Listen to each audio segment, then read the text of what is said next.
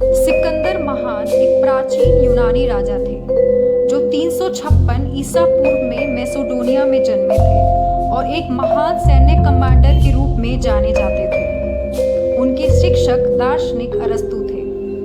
20 वर्ष की आयु में उन्होंने यूनान पर नियंत्रण कर लिया और एक विशाल साम्राज्य का निर्माण किया जो फारस से लेकर भारत तक फैला था। उन्होंने कई शहरों की स्थापना की जिसमें मिस्र का अलेक्जेंड्रिया सबसे प्रसिद्ध है।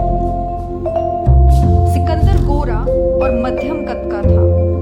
मार्क कर्टियर्स ने सिकंदर की जीवनी सिकंदर का इतिहास में लिखा है, सिकंदर के बाल सुनहरे और घुंघराले थे।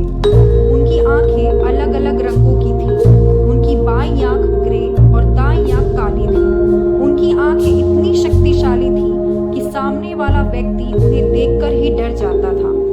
सिकंदर हमेशा अपने साथ महाकवि होमर की किताब the Iliad of the cascade रखता था। यहाँ तक कि सोते समय भी वह इसे अपने तकिए के नीचे रखता था।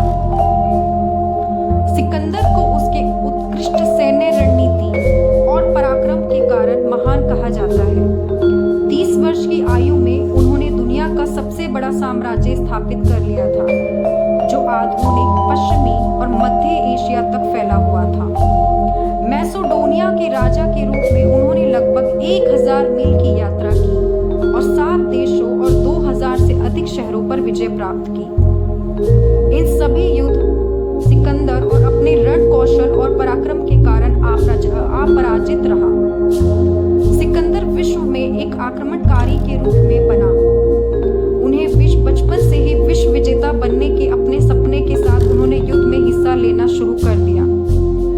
बहुत ही कम आयु में पूरे विश्व को जीत लिया और बहुत ही अल्प आयु में उनकी मृत्यु हो गई। आपके सिकंदर महान के बारे में क्या विचार है, आप लोग ज़रूर बताइए। Thanks for watching. Bye bye.